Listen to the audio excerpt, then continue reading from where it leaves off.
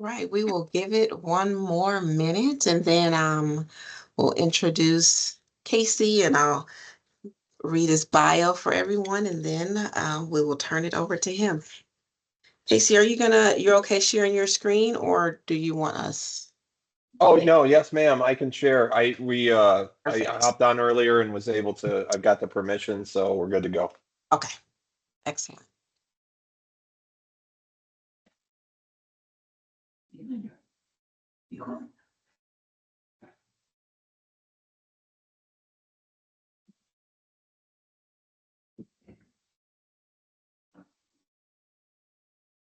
All right, everyone. Well, good evening. It is 7 o'clock and we will stick to the time. And as usual, our family council meeting is being recorded. Tonight, we have the pleasure of having Casey Burke as our guest speaker. And he's going to be speaking on the future of work, the changing landscape of employment services. And so I will share a little bit about Casey. Casey Burke serves as the Supported Employment Administrator for the Illinois Department of Human Services, Division of Developmental Disabilities. His career in the field began in 2002 as a direct support professional at a rural Illinois provider of services for individuals with intellectual and developmental disabilities while he was completing his undergraduate studies. After earning his degree from Northern Illinois University, Casey advanced through a range of roles across several Chicagoland IDD organizations, including life skills instructor, case manager, trainer, administrator, and director, gaining broad expertise in service delivery and program development. Since joining the Division of Developmental Disabilities in 2020, Casey has led initiatives to expand and enhance the quality and consistency of employment support systems, increase provider capacity, foster collaboration with the Division of Rehabilitation Services, and ensure compliance with home and community-based services settings regulations. He currently chairs the EEOPD Provider Work Group, co-chairs the Dignity and Pay Systems Transformation Subgroup, and serves as an appointed member of the statewide Independent Living Council, the Interagency Committee on Employees with Disabilities, and the Illinois State Youth Committee. So with that, again, we want to welcome Casey. And Casey, I will turn it over to you. Courtney, many thanks. That bio was way too long. I should have shortened that up, I think. Um, yeah, I think what you need to know about me is this is what I've done for quite a while. That first role that I held in this field was as a direct support professional. Um, and working with individuals with very significant and profound intellectual and developmental disabilities. So when I speak to you folks, I'm not just speaking from the perspective of somebody who is trying to strengthen our workforce and move people towards employment.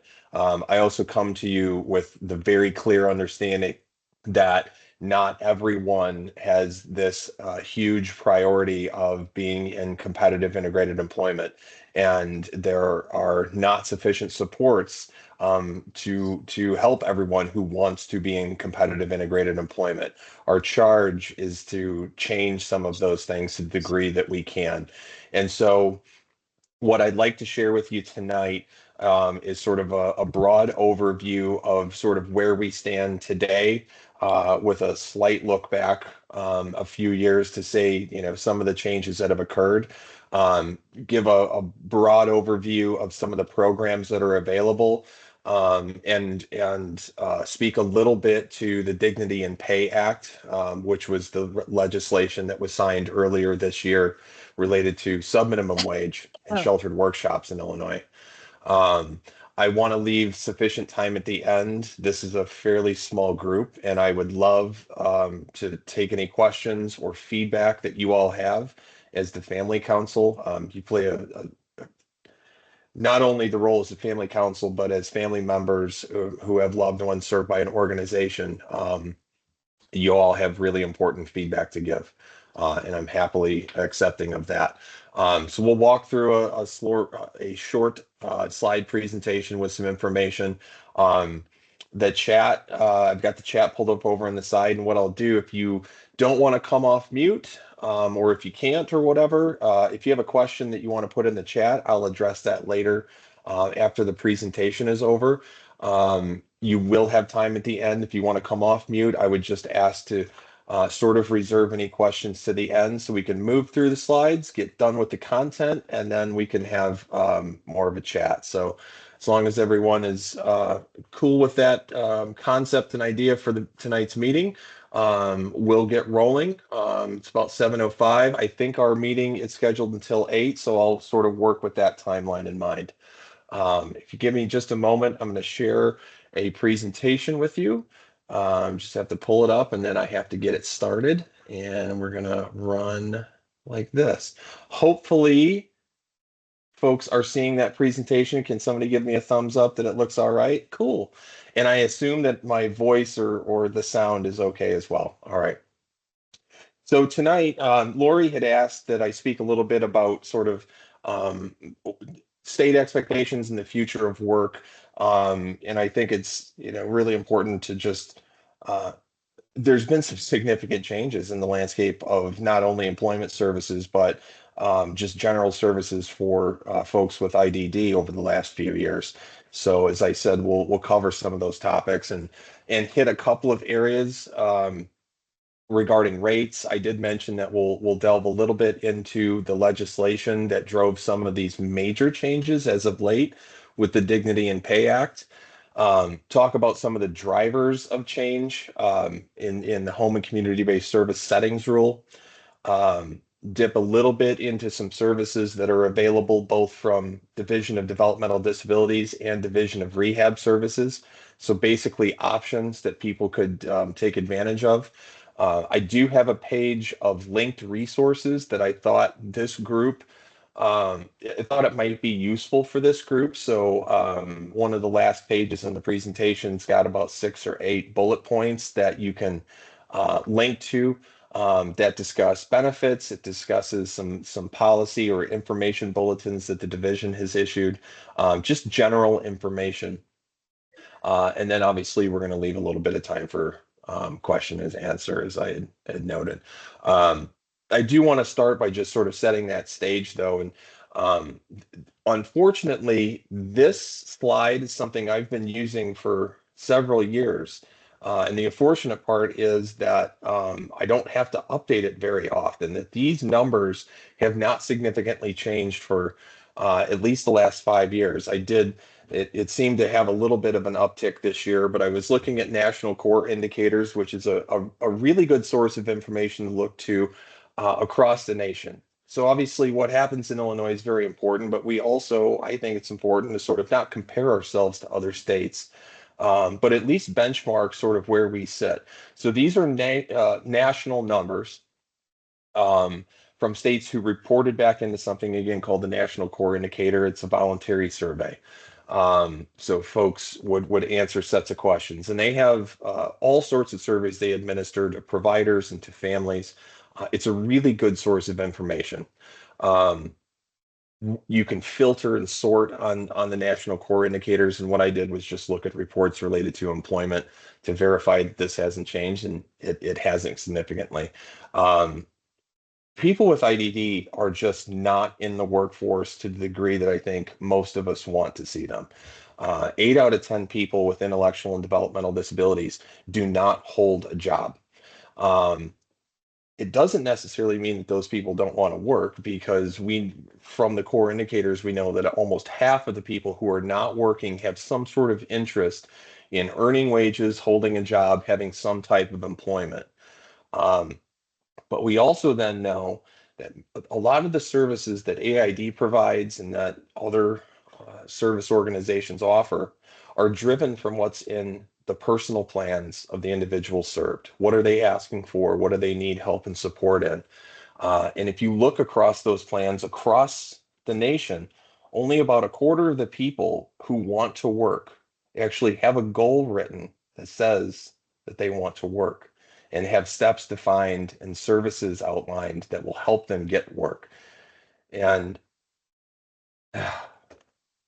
I hope that this slide is going to change in the next few years, and that not only the things that we're doing in Illinois, but nationally, as we see some of these other changes happen, that this will alter. Now, I do want to sort of point to the elephant in the room that there's a lot of legislation coming from our federal partners right now that is very concerning, particularly related to employment, related to Medicaid, and related to what's going to happen to people who rely on Medicaid services, both for their housing, for their community day services, for their behavior services, and for employment. There's a lot of uncertainty out there. But this is a true representation of where we sit today. There's a lot of folks who aren't working. There's a lot of folks who want to. And we all have to do a better job, I think, of identifying those things and putting the resources in place to help those folks. Switching a little bit right back into Illinois and sort of looking at one of the major shifts that's occurred in the last few years. In 2020, Guidehouse delivered a rate study that was commissioned by the Division of Developmental Disabilities. And they primarily looked at rates that were related to individuals who live in CILAs, so community integrated living arrangements, basically provider owned and operated homes. But the rate study also included a host of other services provided through the waiver, like community day services and supported employment. And one of the major shifts that came out of the Guidehouse study was that Division of Developmental Disabilities began some pretty significant increases in certain rates. And today we'll talk about two of those for community day services and supported employment that I would assume many of the individuals on the call have a loved one that participate in one or both of these programs.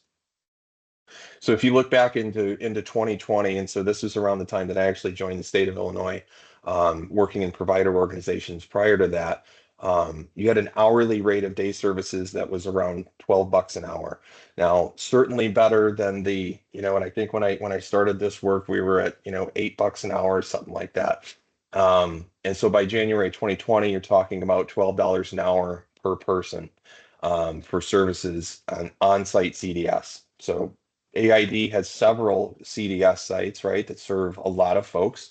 And that's a pretty tough rate to look at, $12.10 an hour. As we sit today, and if you look at the Metro Chicago rates, for the same service hour, that rate is now $20.16. So you've got a fairly significant increase in community day services, on-site services. There's an accompanying service that's called CDS Offsite that I'll get to in a little bit in later slides that really helps support people to not necessarily spend their day at a facility or in an agency controlled setting, but allows individuals to go out in the community, access services and programs that aren't necessarily associated with the provider organization. And that's, again, something we'll get to later. That rate has also gone up and is very attractive. But I think CDS on-site is something that is still what a majority of individuals would participate in. And that rate has increased pretty significantly. I will say, I acknowledge that there is a difference in how that impacts people. If I'm an individual who lives in a CILA, for example, that rate increase is generally and overall a really great thing. It allows providers to receive more revenue for providing a service. If I'm an individual in home-based services, though, that rate is more impactful. While we recognize that there was for many years and still there was a loud call to increase these type of rates to make sure that DSPs were paid livable wages and had access to benefits and get those entry level positions up to a livable wage so agencies could recruit and retain folks. We were also recognized that folks in home-based services are working on a budget, and that budget is set in statute that it's going to be 3 times SSI. And while we know that SSI increases every year, It's certainly SSI has not increased 67% over the last 5 years. So folks in home-based services, I mean, the truth is that they have a little bit less spending power now today with these increased rates than they did in 2020. And certainly something that we are aware of, and something that really needs to be addressed, I think, as we move forward, so that individuals can purchase and access the services that they'd like. Um, the second program down below is individualized supported employment. This is a program, again, available to folks in the waiver, folks in SILAs, or in the home-based program. In January of 2020, utilization of this program was very, very low. And I don't think you need to point to really anything except the rate that was being paid for that service. So this is an individualized one-to-one service. And the rate in 2020 was $15 basically. So for $15 an hour, you were asking an employment specialist, a job developer, or a job coach to go out into the community, travel far and wide, and visit folks at their places of employment to make sure that they could sustain that job. Um, that was really an unsustainable rate and something people didn't take advantage of a great deal, understandably. Um, Individualized supported employment was one of the programs that Guidehouse, I think, influenced the most across all services. And you can see that initially, what they did was basically triple that rate. But there's been escalators in the following years to put it at about $56 an hour, um, per person per hour, right, for that support. A much more sustainable revenue source for the organizations. Um, you're able to pay the folks who are going out and providing the job coaching and employment supports much, much more. But again, significantly impactful for people in home-based supports who are now paying much, much more for a service when the SSI allotment has not necessarily caught up to that. Moving on from sort of the program space into, I think, what's the most significant thing that's happened in the past few years, the passage of the Dignity and Pay Act. I would assume that the AID family council members are well aware of the Dignity and Pay Act and sort of the repercussions and impact of this. It was a bill that had been in conversation for many, many years. There was many iterations of this bill, a great deal of conversations with providers, people receiving services, the legislators, stakeholders across Illinois. Um, this bill, the final iteration, finally passed the House in May of last year. So tomorrow will be the 1 year anniversary of the House passage. And then later on in the fall, we were able to get it through the Senate in November. Governor Pritzker then signed this bill into law in January of 2025. And I think some of the key takeaways for the Dignity and Pay Act, which essentially calls for the responsible and gradual phase out of subminimum wages, um, were one, the bill called for the Division of Developmental Disabilities to establish a grant program to help support providers. We call that when we put out grants that are competitively bid, we call it a notice of funding opportunity. So we were able to put that NOFO, as we call it, out for organizations. We had it prepared even before the bill was actually passed. And we're prepared to issue it regardless of whether the bill passed. But we did issue the NOFO. It was put out to all providers who hold the certificate to pay subminimum wages. We received a really great response from that NOFO. Lots and lots of the providers who are interested in transition applied for that funding. And as we sit today, I can tell you that we are finally wrapping up the review of all applications, and we'll be reaching out to organizations very shortly to let them know if they were awarded funding. This will be a 2 year grant cycle where organizations who were chosen will receive training, technical assistance, on-site support, in addition to supports from the University of Illinois at Urbana-Champaign, who have an existing crew of really wonderful experts who can help organizations transition. The second thing that the impact of dignity and pay, um, it called for an increase in personal needs allowance. So individuals who are living in SILA settings, they used to receive $60 a month for sort of incidentals and things they needed to purchase. With the passage of dignity and pay, individuals in SILA settings now receive $100 per month. This was done with sort of an acknowledgement that if subminimum wage programs are decreased and individuals start to transition to other programs, there may be an accompanying decrease in the wages that people are receiving. And while I know, and I think most of us know, that individuals in the sheltered workshops don't make a great deal of money, the money that they did receive was important to them. It was used for, the daily kind of things that allow us to be independent and have fun and feel fulfilled, right? And so I think with the increase to the personal needs allowance for over 11,000 folks that are in SILA, dignity and pay extends beyond just the folks in the workshops to give people in residential settings a little bit of a needed bump at a time where we're all seeing costs of everything that we do increase. And then the last major key point that came out of dignity and pay was that it required DDD, Division of Developmental Disabilities, to file a waiver amendment to increase rates for a very specific program for group supported employment. So I didn't include this on the first slide because I wanted to put it here. Um, that rate for group supported employment, if you look 5 years back, was about $13.55 an hour. Today, that's going to sit at $24 an hour per person per hour. Again, a very reasonable and sustainable rate for that service. And the interesting thing about group supported employment, it's a really nice vehicle for people who have limited or no work experience outside of a facility to go out with agency-based supports and experience and try new jobs in the community at a variety of businesses.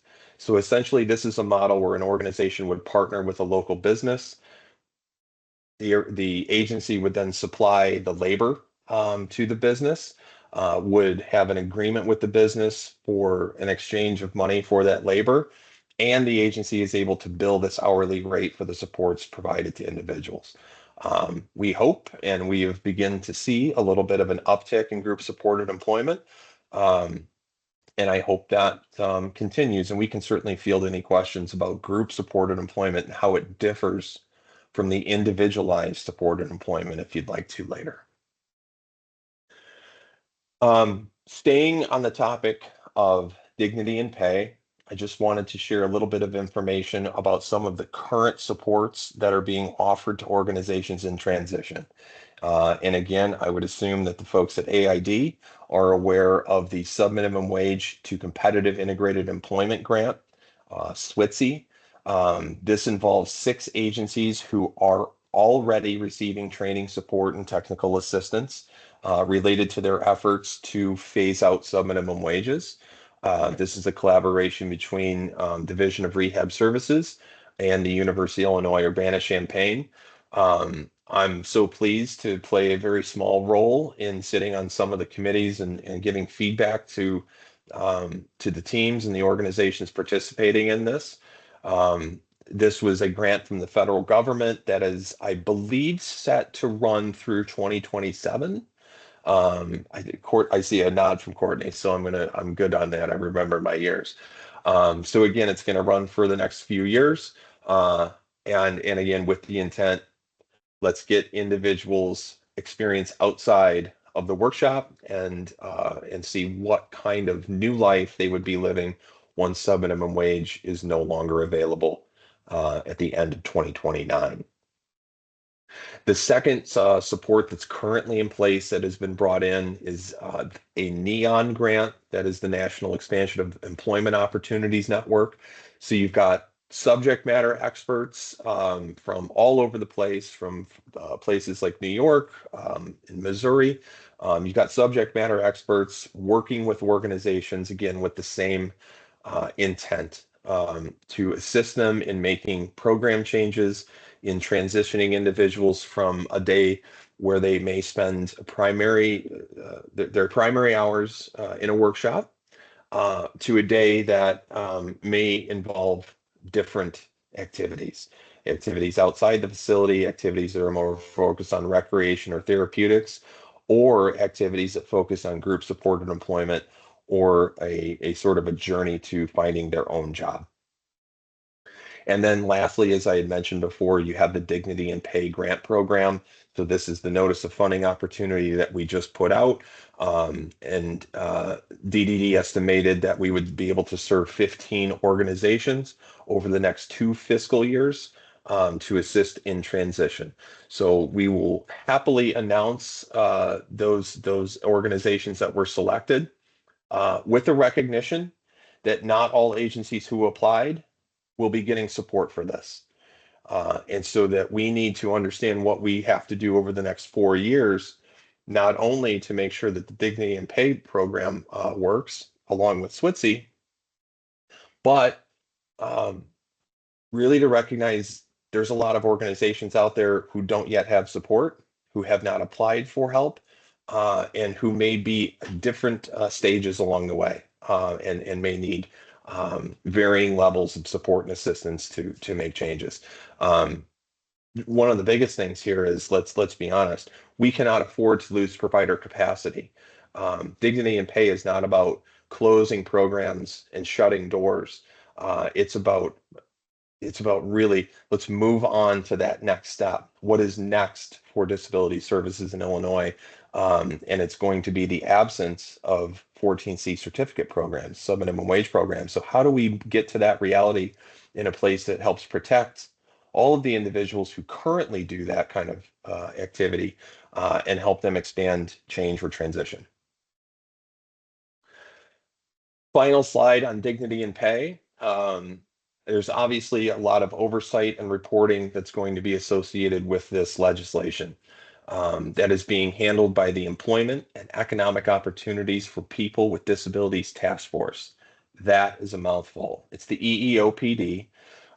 It's a really wonderful group of folks who have been, this was not newly formed. The EEOPD has been around for years and is focused on things like transition, on how on provider feedback, how to make improvements across either legislation, rule, or policy in the state of Illinois to help people with disabilities related to employment.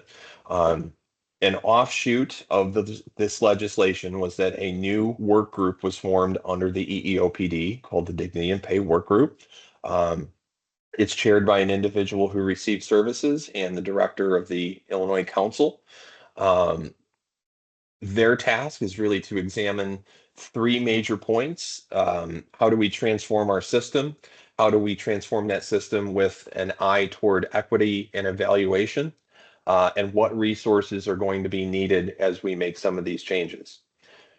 I've mentioned that we've increased rates, and I hate the phrase, but I'll use it. We've thrown some money right at the rate issue that we heard was a concern for many folks. Rates alone do not solve um, solve this puzzle that we need to solve over the next few years. And so many people are working on recommendations to make to state agencies, to make to the Illinois legislature and to the governor's office on what is going to be needed to make this successful. That first report will be due July 1st of 2025, closely approaching date here. And that will be the first of annual reports to the legislature on how we're making dignity and pay work. And I just wanted to note a couple of the key partners below. I've mentioned those folks. Um, I know not all people, not all parents or individuals with disabilities are always incredibly connected or looped into all networks.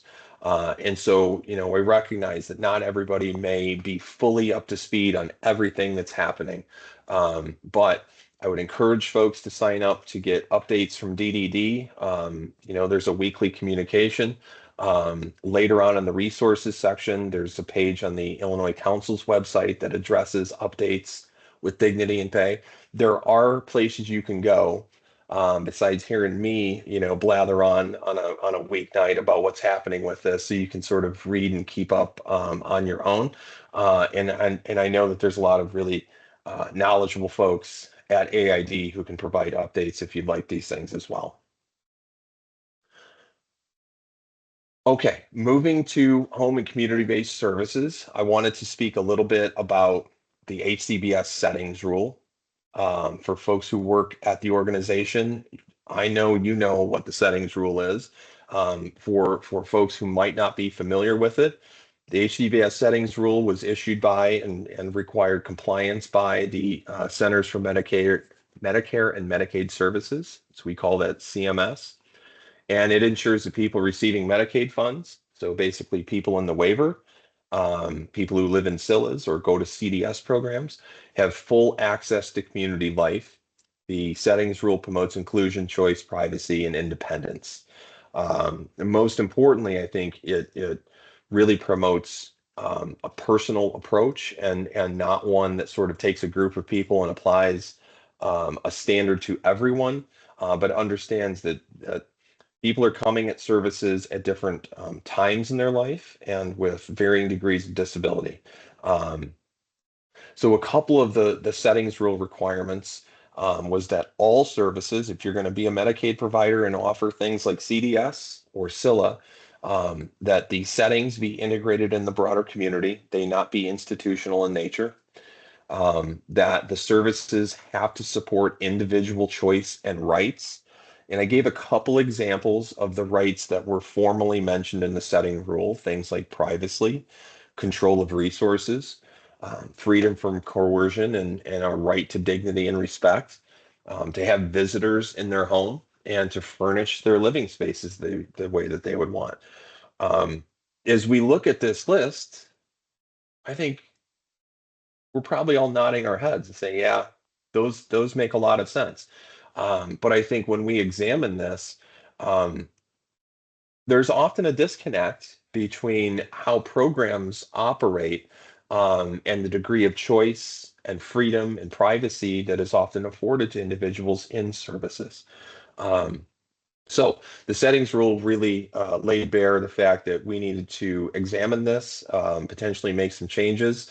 And most importantly for me, the settings rule specified that people needed to be given opportunities for employment.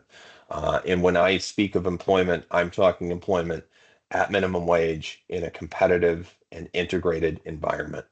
Um, Again, I started this talk off with that may not be for everyone, but it needs to be offered to everyone. And so now we look at some of the services available through each of the divisions. Being cognizant of time, we're about 7:32, so got a couple of slides left. I've spoken a little bit about community day services. This is a pre-vocational program, so this is not a work program. CDS services can be on-site at a provider facility. It could also be off-site. CDS can occur, starting at someone's home. But it is pre-vocational, and it's focused on skill development or skill maintenance.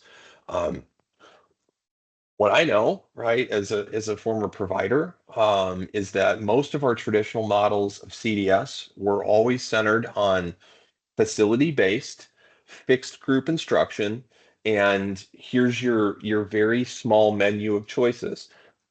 That was my introduction to CDS when I was a direct support professional. Um, you all go to room 5 and you spend the next 5 hours in room 5. Um, we have to change that a little bit.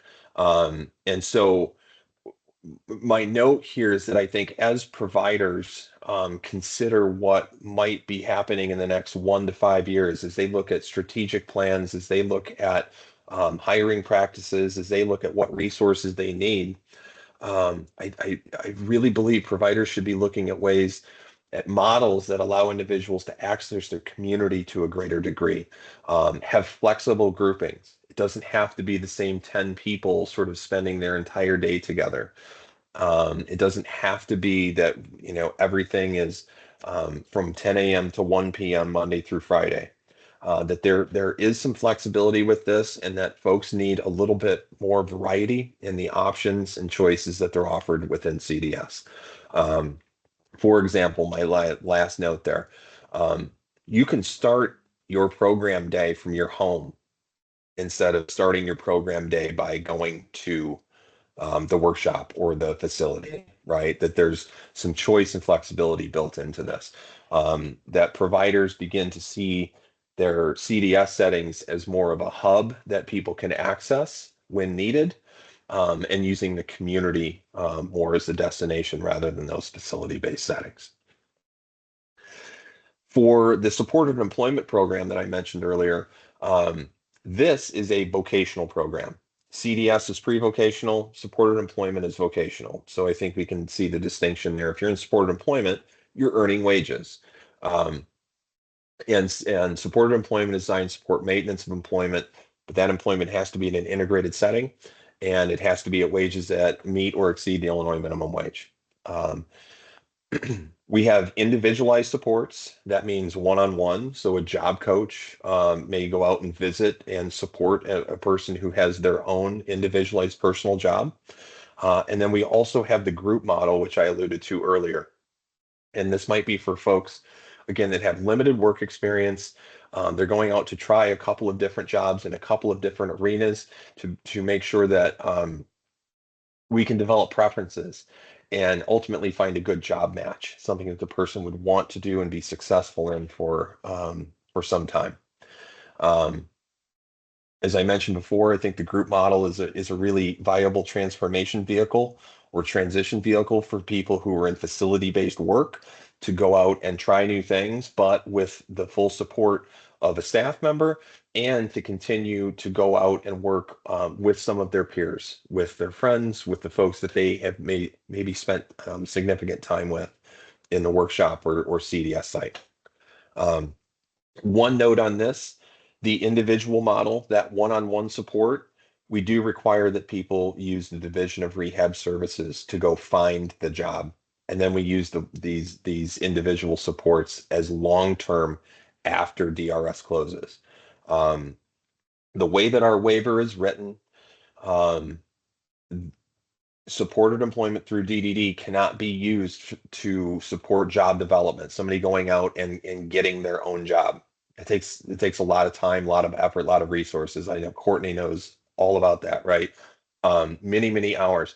And so what I think you'd find is if people were utilizing the waiver service for job development and placement, they'd run through their hours very quickly, and that would then decrease the amount of time that they have to expend in something like CDS. So for that individual one-to-one model, which I see as the ideal model for folks who are able to work, um, we have to have those folks go to Division of Rehab Services, go get their job, and then they use Division of DD to keep their job. As I just mentioned, these two services can be combined. Um, Almost everyone who receives supported employment services from the Division of Developmental Disabilities also attends CDS. In very few circumstances do you see somebody go out and find a full-time 40-hour-a-week job where all of a sudden they're no longer coming to the workshop, they're no longer coming to the CDS site, and they lose connection to the individuals and friends that they've been around for many years in some cases, right? Almost everyone also goes back and attends CDS to some degree. Um, And I think personally that if you can sort of merge those pre-vocational aspects of community day services with the vocational aspects of supported employment, this is a really ideal way to start developing employees. You maximize community access, you educate those individuals who are participating that, hey, we're going to come to the CDS site to learn a little bit. We can do, job clubs, we can do resume writing, we can do interviews with each other. We can have some employment focused curriculum. We can take some career preference assessments. There's all sorts of things you can do in CDS to help support the idea that this person's working towards a job. And then you can use the supported employment option, obviously, to help support that person to remain employed at a community business. If we skip over real quick to Division of Rehab Services, so this again is needed. You need to have success from DRS in order to get the waiver funds for supported employment through DDD. They basically they have a lot of options. I don't mean to dumb this down at all, but these are the three most common contracts or sources of support that DRS offers: milestone, supported employment, and customized. And I know each of us have a supported employment and it's two different things. And I wish we didn't have the similar names, but we do. But what's important for you to know, Milestone is a very short-term contract through DRS. It offers about 90 days of support for somebody who obtains a job, and then supports would fade over the course of those 90 days. Supported employment and customized are much longer supports through DRS. Those are reserved for individuals who they deem to have the most significant disabilities. And the only difference between customized and supported in function is that in customized employment, you're not going out to look at Indeed or any of the job search sites. You're not going to find the bagger job at Jewel or the carts job at Pete's. You're looking for a role that is negotiated and specific to the person. So a much more rare service, I think. And I wish there was more of true fidelity in customized employment across the state of Illinois, because I think a lot of folks could benefit from it. But those are basically the three options. When you're talking about Division of Rehab Services, they do have to determine eligibility for anyone who comes in. But anyone in the Medicaid waiver, so if you live in a SILA, um, if you want to work, you are presumptively eligible for DRS services. We should not have people visiting DRS offices being told you are too disabled to work. That should not happen. It should not happen. If it does happen, if you folks hear that, please call me, text me, email me. Please fight that notion at the DRS office level. Please challenge that, because if someone is speaking up and saying that they would like to go work, I think then the challenge falls on state and providers to go help the person. Um, the desire to work should obviously be included in people's personal plans. It's a critical piece, and because that can help inform DRS and the plans that they write. And it is very, very simple to get a referral through to DRS. You do need to be the squeaky wheel and follow up. But it is fairly simple to get your foot in the door at DRS to help get someone supports. This last page again is just resources. It's a couple of active links so folks can go visit and read. If you're a reader and you'd like to check out some of our documentation, there's a memorandum of understanding between the two divisions about how we work together for individuals. There's a shared constituency. A lot of individuals with IDD also access DRS and vice versa. So that's how the two organizations work together. There's a information bulletin, which I think is probably more helpful for organizations than it is for families, but it's there. Disability Benefits 101 is a nice resource for people who have questions about how working may impact some of their benefits, like Medicaid, Social Security, or SSDI. I put a little bit of information on the Work Incentives Planning Assistance Program. Again, really focused on benefits and what happens to Medicaid SSI when I start to work. I put a link to the Illinois Council's page on dignity and pay. And then a really great resource, the Institute for Community Inclusion at UMass Boston. A lot of really, really smart people who have done a lot of great research across the nation to compile resources and feedback for organizations and for families. And with that, I am going to pull this down. If I can stop sharing for a moment. You're sick of the voice a little bit, so I would love to hear other voices. I will get the chat open to see if there was anything in there that we could answer, but I would invite you at this time to unmute and offer any feedback or any questions that you might have for me or the division generally.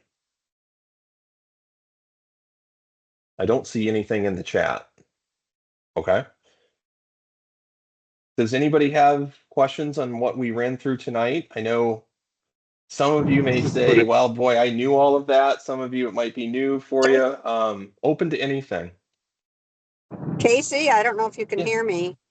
I can. Okay, I was just wondering, is there going to be an exemption for people that are like over 40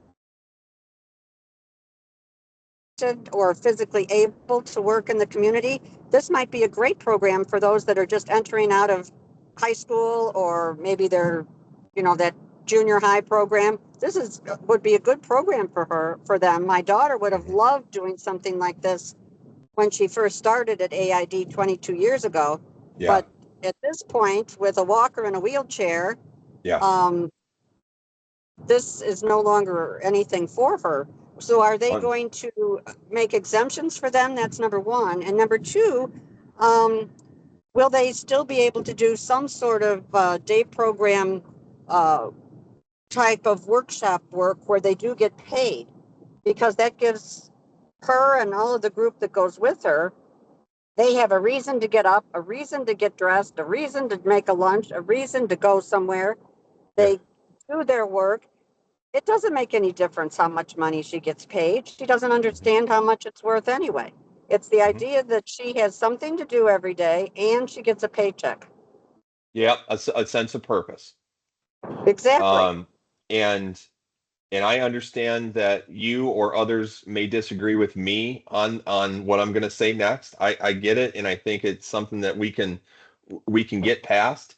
I think there is a sense of purpose beyond the very, very small paychecks that folks received in sheltered workshops.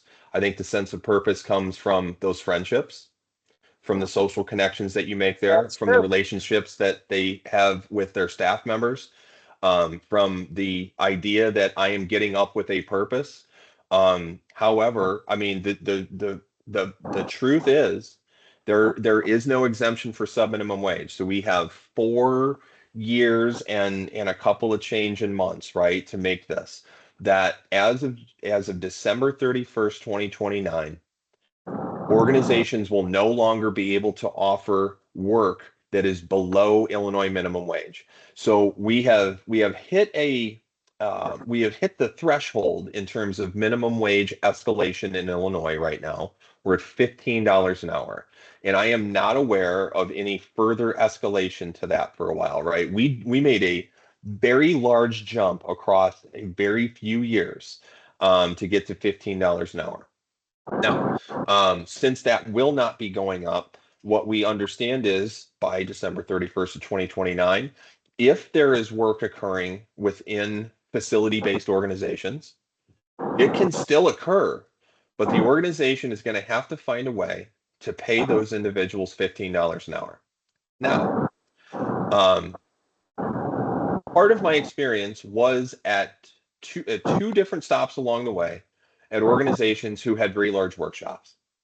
And as those organizations transitioned away and we got rid of our certificate and we moved individuals from sub-minimum wage work into different kinds of activities, that meant, first of all, we had to change that rate scale and we had to change the amount of time people spent engaged in work. Because if I'm paying minimum wage for it and someone is not able to produce at 100% productivity, then we're going to very quickly run out of money. And it involves some negotiations with the people that we held contracts with to say we need to receive a little bit more money for this. It did involve giving up some of that work for businesses that said we can't pay a higher wage.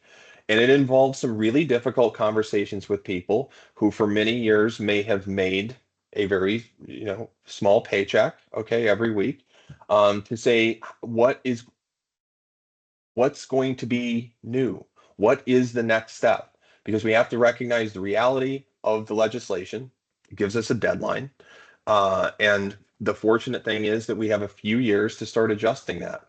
So what I'm hearing you say is, look, this solution is not going to work for my daughter of moving into her own job, even part-time in a community business.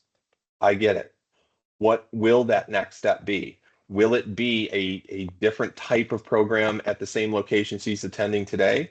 Might it be a new program at a new location that AID offers? I think the folks at AID have been pretty innovative, and have tried their best to adjust and be ahead of the curve on some things, and Well, to offer AID, programs that meet people's needs. And so you have to trust that they're going to stay ahead of this and offer her something that will make her happy and fulfilled.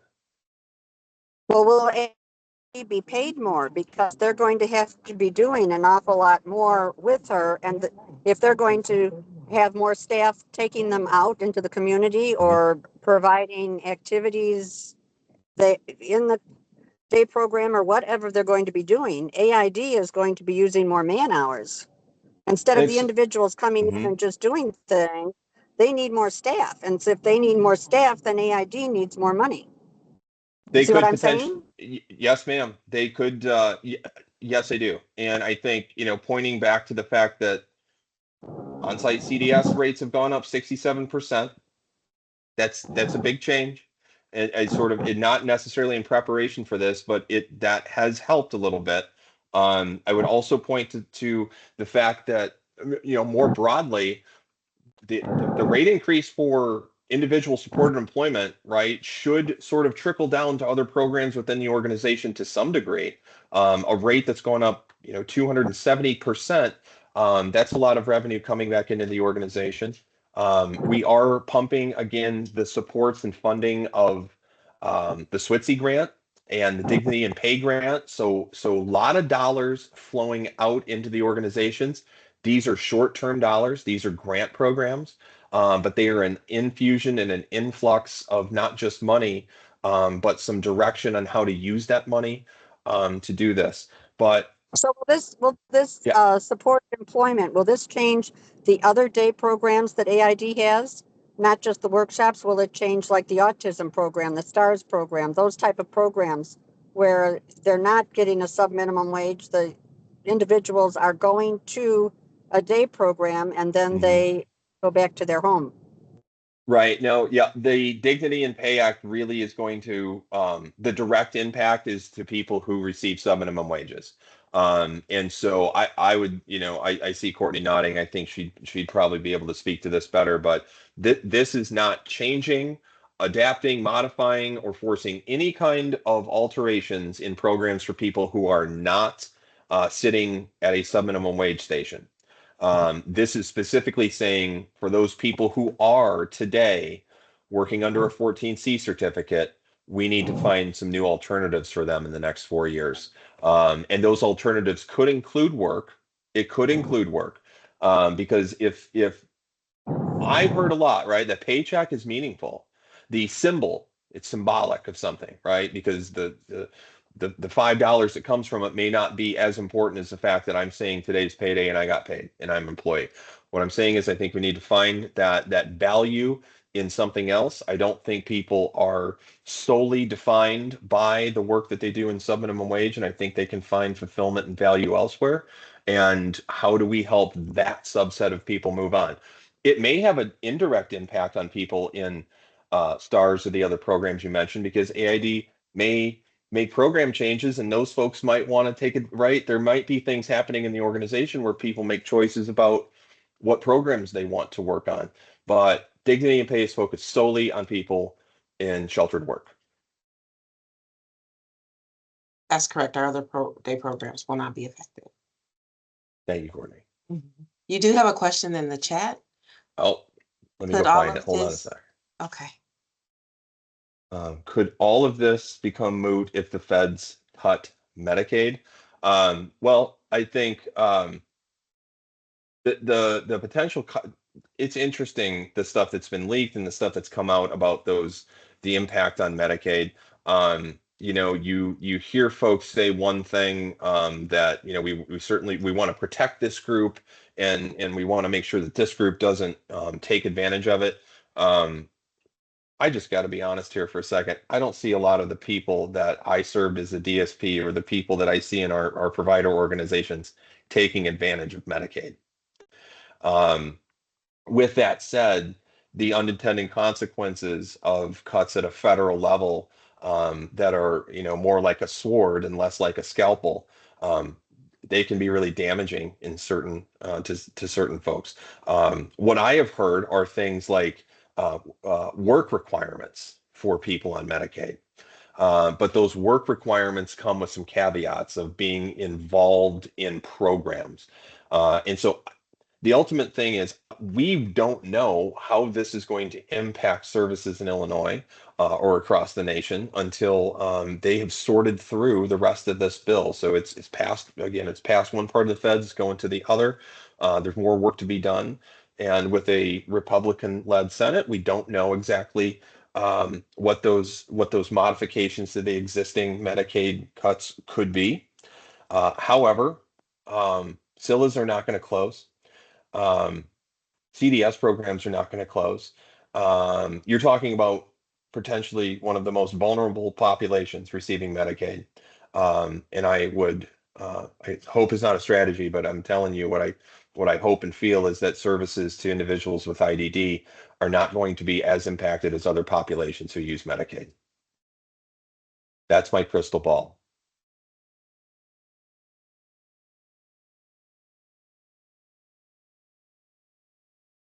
Thank you. I Thank know you. Thank you for saying that, because it's hard to get us. I work in community mental health, and I'm seeing some of the impact on my clients on Medicaid. And I was Yeah, just curious, I mean, it's two different populations, same funding pool, same, not the right. same need, but definitely a need. And these are also not populations that are fraudulent. There's yeah. It comes in, I would just say this comes at an extremely difficult time when we've introduced these changes and modifications and asking people to enter the workforce. And then there's this loom or this cloud of fear that is introduced. Um, One of the things I have to fight back against the most is misconceptions over benefits. If I work, I'm going to lose my Medicaid. It's just simply not true for everyone that is involved in our services right now. They don't make enough money to lose Medicaid. As a matter of fact, they don't even make enough money to in totality lose SSI benefits.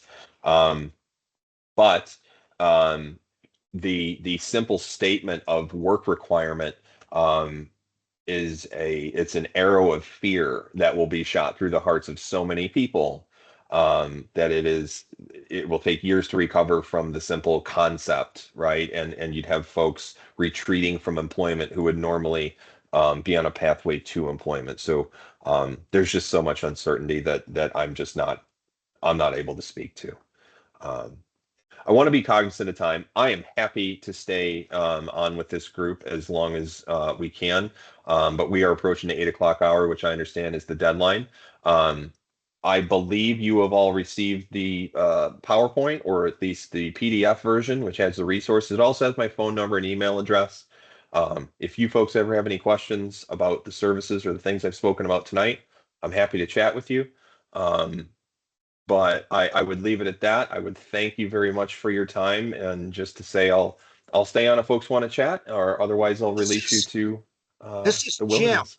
Hey, This Jim. is Jim. And if you could stay on, we often go till about 8:15.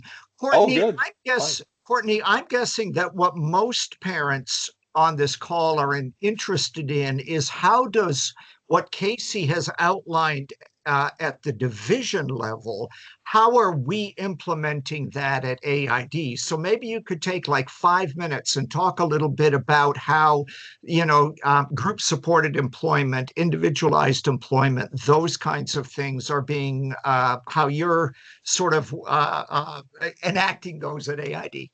Sure, thanks, Jim. And I just want to say that Casey's been a great partner and supporter of AID.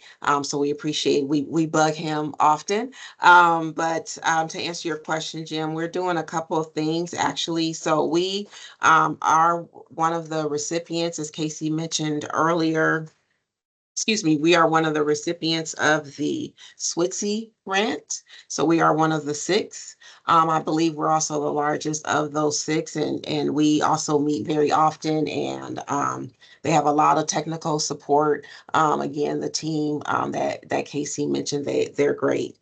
So we are doing that. As far as the Division of Rehabilitation Services, which is DRS, we actually hold all of those contracts, the milestone contract, the supported employment contract, and then most recently, which is new for us, the customized employment contract. So we haven't quite utilized it yet because we really just barely a month that we've had that. So we're trying to be, very innovative as to what we do when it comes to employment. We just had a meeting today that hopefully in July we'll be starting some vocational groups, just from a skill standpoint, talking about communication and different things like that. We already had a curriculum that was developed, so we're doing that. We did some restructuring in our employment services to provide more support to our employment specialists. And I'm going to take one step back. Our employment services supports all of our clients. So not just our clients in our IDD program, but our behavioral health program as well. We receive referrals from DRS. So we serve our entire organization. And so that's why we are always looking at ways that we can enhance skill sets and things like that. The DD supported employment, as Casey mentioned, that's probably one, the group one that we're gonna probably tap into a little bit more with the changes how the waiver funds have been used in the past when it came to DD supported employment. We kind of went through that transition. It was a bit bumpy for us, but we went through that, and we needed to kind of stabilize our DRS contracts and training our staff and training our internal process. But that's probably one area, the supported employment, the group one, that we are looking at tapping into, more. But we're trying to do all kinds of things. Before SWITSI was even introduced, was rolled out to the state, we started to brainstorm about a vocational exploration program that we're hoping to, do. We are looking at volunteers. We've surveyed volunteers to see what are their areas of expertise are. We did apply for the Dignity and Pay grant that Casey mentioned. The reason for that so that we can focus on the vocational exploration, program that we want to set. So we're really, trying to do lots of different things to get people employed. I can tell you this fiscal year, we've employed about 41 individuals, specifically, in DD, we're serving about 20 clients that are open to the supported employment contract through DRS, and then in our SWITSI program. And again, that program is specifically focusing on individuals who are earning sub-minimum wage. We have 22 individuals that we are serving, and 3 have been placed in community, employment. So we're trying to go at it at all different angles, Jim and team. So we, again, we are very appreciative of Casey. We're appreciative of the UIC group that's with SWITSI. Our DRS partners, I can tell you that is a very, very important partnership to organizations like ours. They are our advocates as well. We work primarily with 2, but we go as far as 4 local DRS offices that we work with. So those relationships are important as well. So we get evaluated and things like that from DRS. We get evaluated from IPS, which is integrated supports as well, which is an evidence-based approach to employment. So anything that is out there, we are going after, and we are trying, and we're skilling up our staff so that we can really catch everybody and support all those who expressed, a desire to work. I know that I've was got, fast. yeah, Sorry. that's, thank you, Courtney. I've got one more question and then I'll shut up and see who else has a question. So Yeah. one of the concerns that I've come across, both in conversation with people I know, but also in the literature, is that so much employment for, our population is sort of the low-hanging fruit of janitorial work and food service work. So this is, I guess, both to Casey and to Courtney, right? How is the division and how is AID really working to sort of on that? We want people to find a job that they love doing, and we're not going to go for the easy work of food service and janitorial. Yeah, it's a great question. And I will acknowledge that you're right. Sometimes those are easier positions to get into.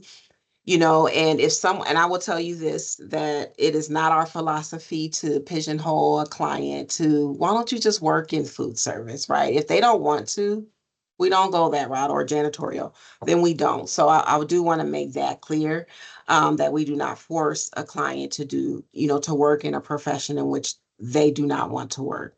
Now, on the other side of that, if working in food service, for example, is a true entry level for something that they want to do, then we pursue that. We have a couple individuals that just enjoy cooking, right? And so an entry level position in food service is a great stepping stone to do, some type of cooking or food prep that they really do enjoy, right? And so we'll do that. But you're right.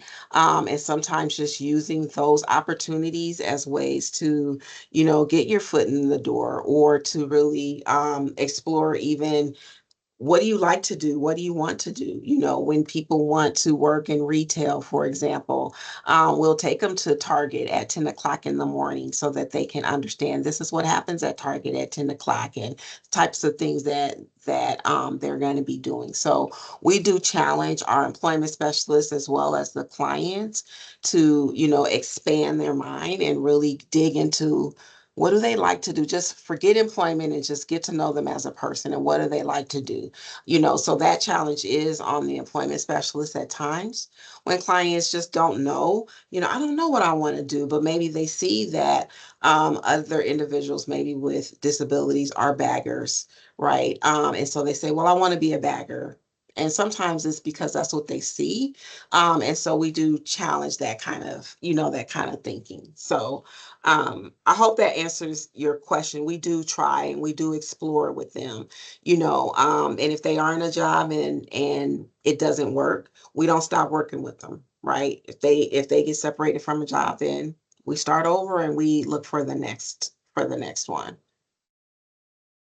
Um, I everything you just said, spot on, Courtney. I guess I would add, if you sort of look at the data for people who utilize supported employment services, most of those individuals are in retail, they are in food service, or they are in some type of custodial position.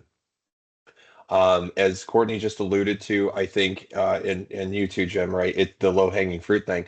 It's where the most job availability is. So immediate job vacancy.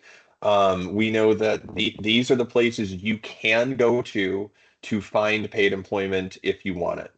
But speaking to what Courtney just sort of alluded to, uh, when my direction to employment teams is, first, figure out where somebody can get to. Okay, because transportation is the number one barrier for people who Mhm. want to work. Transportation is the number one barrier. It's not a lack of desire to work or anything else. Where can Mhm. I get to? So figure out where I can get to. And then after you have done discovery, after you have figured out what the person may be interested in, honed in on their skills, what their work experience has been, and if they don't have any, getting to know them. Then you're looking for available jobs in that circle, in that geographic range. And I'm going to tell you that, what are the three most available jobs? Retail, food service, and custodial positions. And so to some degree, you're sort of taking advantage of what's available.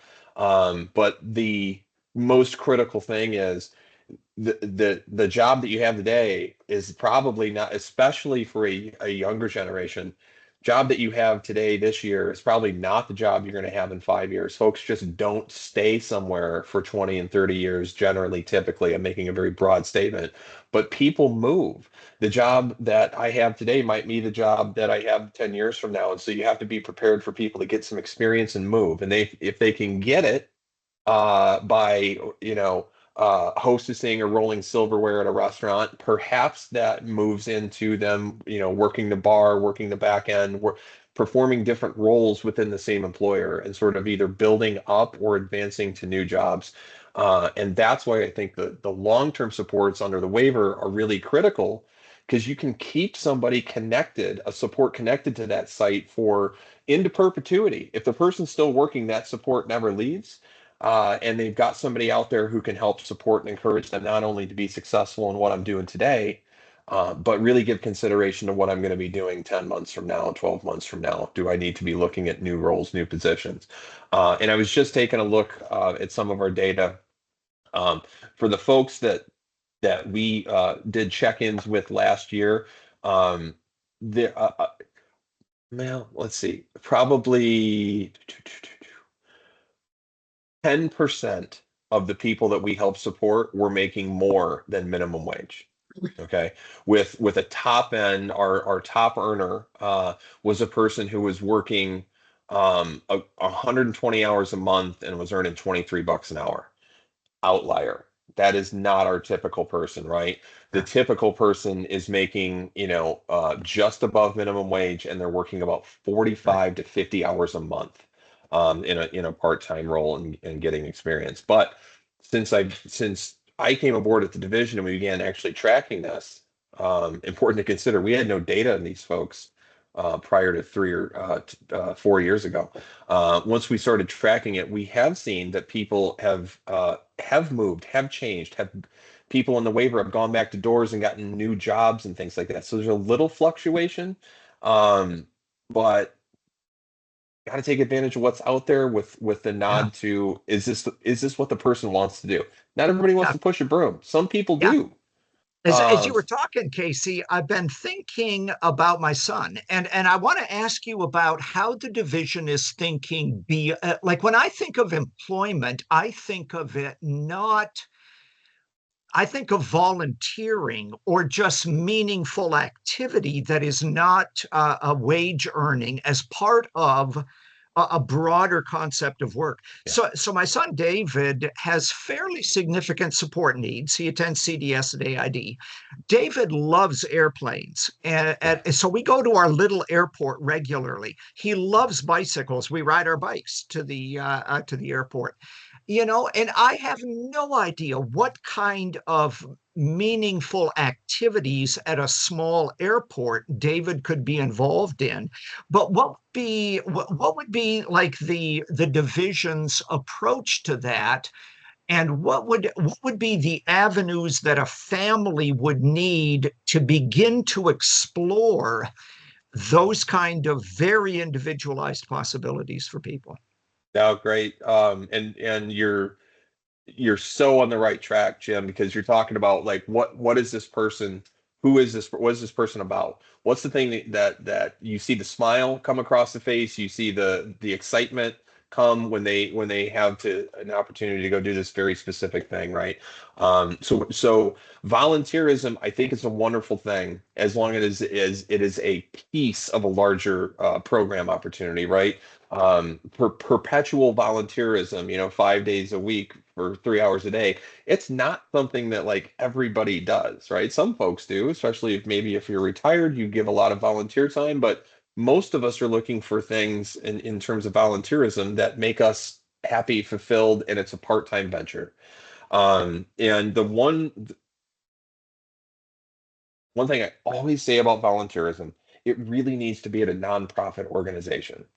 Individuals generally and broadly, and most especially individuals with IDD, should not be volunteering at for-profit businesses or entities. Okay, so we're not going to plant the flower garden for Bank of America, right? What we're going to do is go to the churches, the homeless shelters, the organizations out there who are in many ways in the same boat that AID may be in terms of serving the community, and finding out how they can help and give back. But you mentioned the airport, and I don't know if it's Schaumburg Airport or whatever. My kids love to go up and visit that too. I think that's a perfect site to go out, arrange a meeting with the individual who operates that location, and have a sort of very structured and intentful um, tour of that airport, so they can talk about, all right, that airport. Yeah, I don't know if they operate a small, restaurant there. I don't know if they offer any kind of customer service, if they do any kind of, pre-flight checks or training or cleaning or whatever. Like, are there employment opportunities at the airport? If not, what kind of things make this place run? How would I get to training to work there? Like, how could you get involved with something that your son loves so much, right? And um, it wouldn't surprise me if there's a couple of other folks at AID who are friends with your son, who might also get a kick out of that and might also find that really interesting. So incorporating that as a part of their offsite community day service program, uh, to visit the airport maybe once or more, to determine, hey, can we get jobs here? Is this a place that we can go to hang out? Is this a place just for fun, or is it a combination of those things? Um, but again, if you're talking about a for-profit entity, the volunteerism piece gets really, really dicey, I feel. But I always think there's probably an avenue that you could find to get your son engaged at that location, right? There's something to be found there.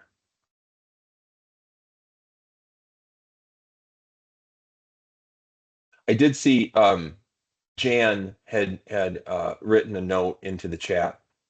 Will piecework at the workshop ever be done again? Rather than paying an hourly wage, allow them to be paid by the piece so slow workers have a chance to work and accomplish something, however small it may seem. It's a great question, Jan. So in terms of subminimum wages, there are two ways that individuals can be paid subminimum wage. You can produce a good, right? I could assemble this pencil and put it away, and so that would be the piecework that you're speaking to.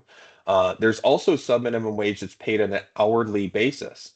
So basically, I'm given a task. I'll say I'm going to clean and disinfect the gym area. And so my hourly wage there would be determined by a time study.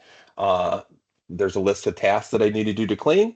I did, 7 out of 10 correct, and so I have a lower wage based on those mistakes that I made in the time study. Um, Now, here's my personal thought. Those time studies are intrinsically flawed, because if I wake up and I'm having a bad day, or I don't feel good and I make a mistake because of that, my wage is impacted because of that. But there are not too many hourly subminimum wage jobs. Most subminimum wage jobs are the piecework, the assembly work, that occurs. And so it can still occur, but the individual, again, 4 years from now, that individual is going to have to be earning minimum wage. It's going to have to equate to a minimum wage. So if I work for 2 hours, I'm going to have to be paid $30. And so for some people, their productivity is such at that particular job that it's not going to make a lot of financial sense for the person to do that particular job. Could there be other jobs? Could the person still do it for 15 minutes or a half an hour per day or something like that? Perhaps and maybe. And I think there's just too much variability within the organizations and the type of contracts and jobs that people are doing for me to speak intelligently about, um, could it occur? Um, it's a really tough situation. I'll give you a quick example. One of the organizations I was at, who had the certificate, um, we contracted with a cheesecake, the place made cheesecakes. Okay. And so they had loads and loads of these tin pans that needed to be wrapped in a piece of foil. This was not automated. This was something done by people. And so many of our individuals would work on this. It was taking a piece of foil from a box, wrapping the pan, putting it in a bucket, and we would send the full buckets back out to the cheesecake place. And as we began to transition away and move toward a minimum wage in that job, um, um, part of my conversation was not to call the cheesecake company and say, you need to pay us $15 an hour for everybody working on it. It was as simple as saying, look, today you're paying us 8 cents per pan. Um, I need to be at 12 cents per pan in the next 6 months. So I'm dramatically increasing the revenue on each of those pans. It allows me to keep the folks who work slowly doing that work for some time.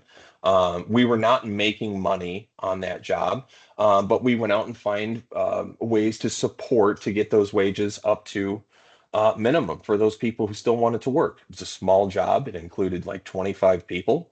But all of those people were still able to work to some degree instead of making, whatever, 1 cent or a half a cent per pan, though. We said at the time, you're gonna make $12 an hour. And you're gonna get your money back, but you're gonna be working less. And by the way, there's some other program options now that you could attend when you're not working. So it's like one avenue to take to address that kind of piecework. So I wonder long why answer. I wonder why that was canceled in Elgin. They don't do any of that kind of piecework anymore, only in Aurora. So if my daughter wanted to do that, she'd have to take a bus ride all the way to Aurora to do that work and then take the bus ride back. Yeah, Yeah, that I was before, I'm sorry, Casey, I didn't mean to interrupt, but all good. that situation specifically, before my time, but my understanding that was closed for during COVID, right? That was a result of COVID that was closed, and so it just made more sense to just have the one, workshop here in Aurora to do that. But there are clients that do come down from Elgin and Burke, and work here, but being transported by the staff from there as well. Yeah, my daughter's problem with work is transportation because she can't speak. And so she can't make her needs known. So sending her out to figure out transportation would be impossible. Part of the yeah, no, I understand that, Yeah. Shannon. It's really, Courtney hit a point there, like COVID, which essentially shut down most of our program sites, at least for CDS and sheltered work.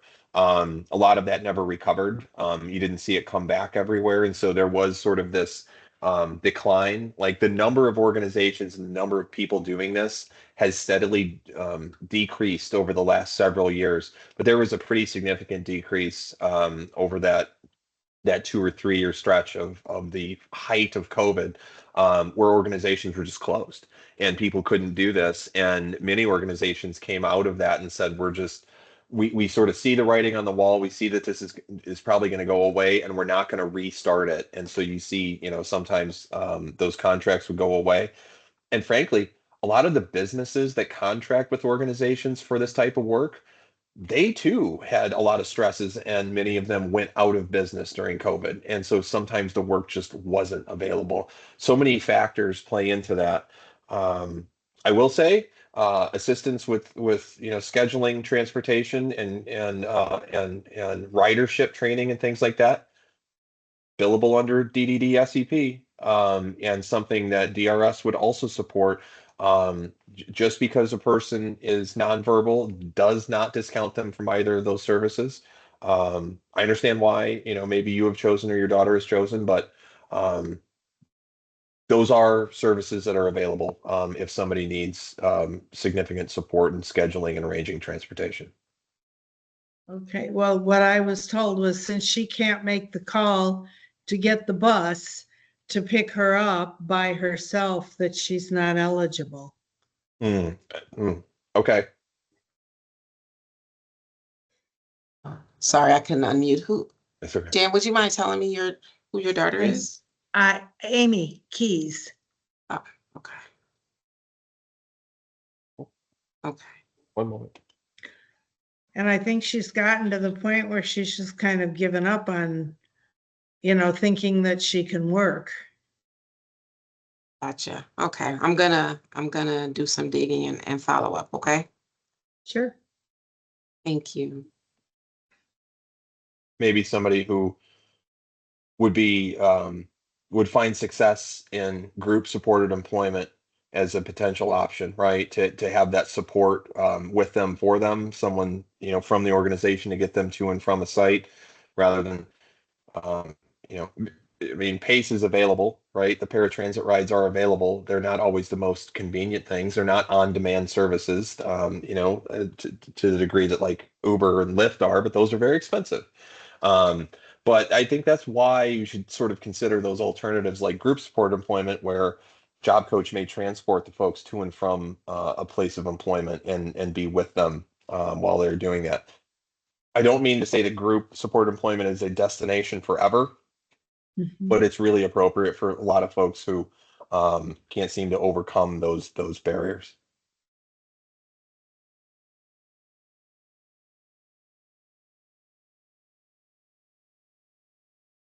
All right. Well, thank you, everyone. Are there any other questions that we missed? I don't see anything in the chat. But thank you all for participating, and those are great questions. And again, Casey, thank you, and appreciate you leaving everyone with your information as well. And Absolutely. Courtney, You thank all you. have been Thank you for your advice tonight too, Courtney. So Yeah. Thank you. Great. Thank you, everybody. thanks, Kate. You've all been wonderful. Thank you. All I'll right. talk to you later. Bye-bye. Bye.